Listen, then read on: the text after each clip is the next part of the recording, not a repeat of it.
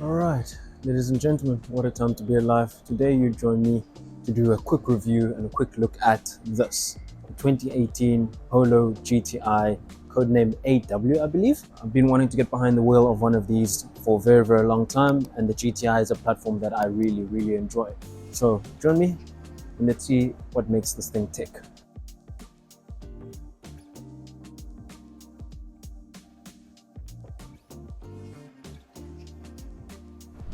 So this unit over here is a 2018 model with plus minus 105,000 kilometers on the clock, and you know how I feel about my high mileage cars because I feel like they are such great bargains. The owner of this car has been ranting and raving about how good this car is and kindly allowed me the opportunity to actually get behind the wheel and see what it was that he was talking about. So a massive shout out to him. But yeah, I've always wanted to get behind the wheel of one of these. I'm a super big fan of this generation of Polo. I feel like the new version of it, or the facelifted model of it, is way too overpriced. So let's actually do a little deep dive on this beauty over here.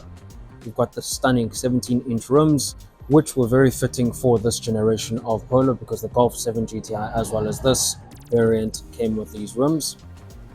Of course, you do have the panoramic sunroof, which I feel that the VW and Audi group always do the best when it comes to their panoramic sunroofs. And I think it looks absolutely stunning in this red color. As soon as you unlock the car, you get your little halo lights over there with your DRLs. And when you lock them, they disappear.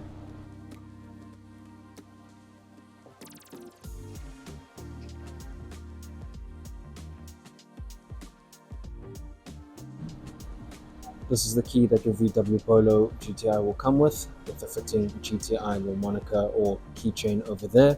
So this unit, brand new, you are looking at around about 375,000 Rand for a brand new one. This one, the owner got at very low mileage for 340,000 Rand.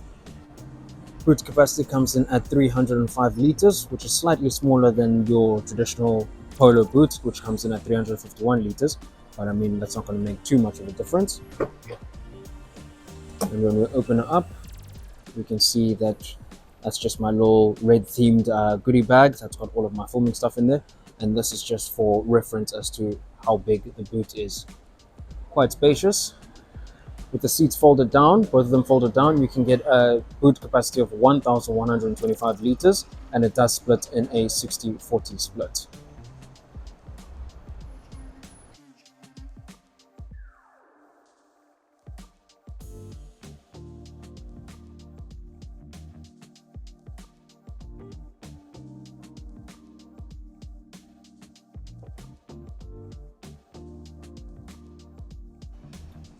Powering this car is going to be a slightly detuned version of the Golf 7 GTI engine, so it's going to come in with 147 kilowatts, 320 newton meters of torque from a 2-liter turbo petrol engine that's mated to a 6-speed DSG gearbox.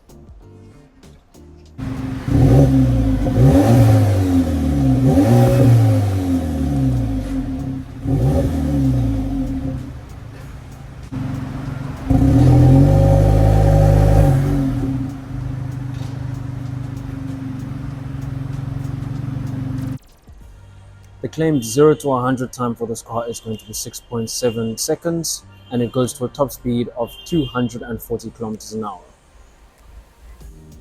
As we get into the rear, we can see that the Polo GTI is slightly less spacious than its normal VW Polo variant, but I fit just fine. Legroom is okay.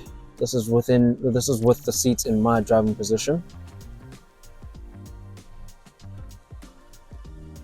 You also get 2 USB-A ports over there. But otherwise, the rear is an exceptionally lovely place to actually sit.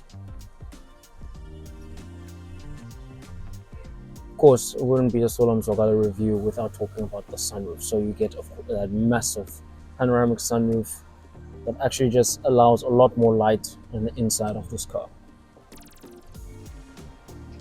Moving to the driver's side of the car, get your traditional GTI labeled steering wheel over there, This car came with a digital driver's pack, so you get your digital instrument cluster as well as your navigation over there, which does support Apple CarPlay and Android Auto down there, your 6-speed DSG, 2 cup holders, and the interior is an absolutely lovely place to be.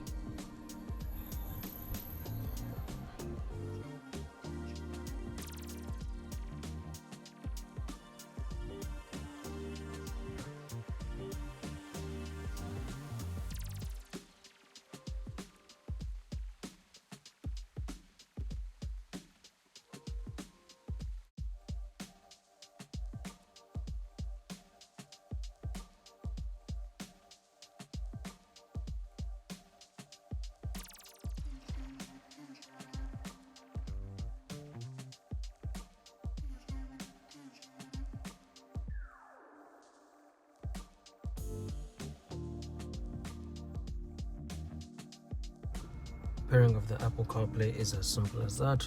Just connect your cable.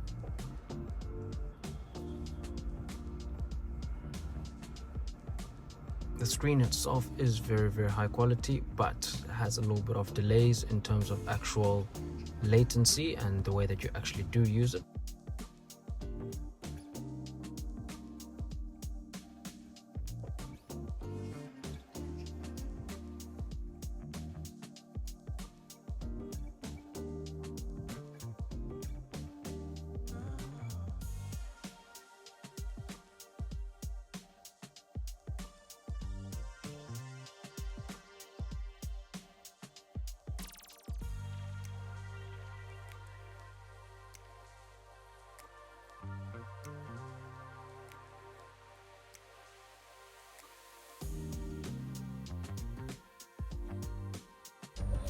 Now then, another topic that I wanted to discuss when it came to this car is the fact that it had a recommended retail price of 375,900 Rand. Its facelifted counterpart in today's economy is now starting at 585,000 Rand, which to me makes absolutely no sense when you can get one of these for nearly half the price, and it also comes with the same amount of power as well as the exact same amount of torque. So choice really is yours. I'm a very big fan of how this looks. I think I prefer it to the way that the new facelifted version actually looks. I love the original lights. I love how big the car actually looks, where I feel like the facelifted version looks so much daintier and smaller. I don't know if I'm making sense, but I'm a very big fan of this car. Now, I did try to take this car for a drive, and you will see a little bit of overlaid shots, but I did have a little bit of an issue with my mount that kept falling on me every time I was trying to take this car for a drive. Driving dynamics of this car are absolutely incredible. It's very light, very nimble, which was something that they complained about in the original reviews, that this car was going to be a lot heavier than the car that it replaced, the 6C. However, this car still feels very nimble around corners and actually handles its weight very well. Of course, with that 147 kilowatts, you do actually feel that little boot as you go down, but super awesome car. And for the price point, I cannot believe that one would actually go for the facelifted version instead of just sticking with one of these. As I close off this review, I wanted to ask you guys to comment in the comment section down below whether you prefer this version, which is going to be the pre-facelift, or whether you prefer the facelifted version. In my opinion, I feel like this is going to be a lot better value for money, and I feel like the facelifted version just doesn't offer that much more to warrant how much it actually costs. Nearly 600,000 Rand for a base, no spec, no lights, no sunroof, nothing Polo GTI is a little bit insane to me. But if you enjoyed this type of review, please do let me know in the comment section down below as well. I hope you guys enjoyed the video, and I'll see you in the next one.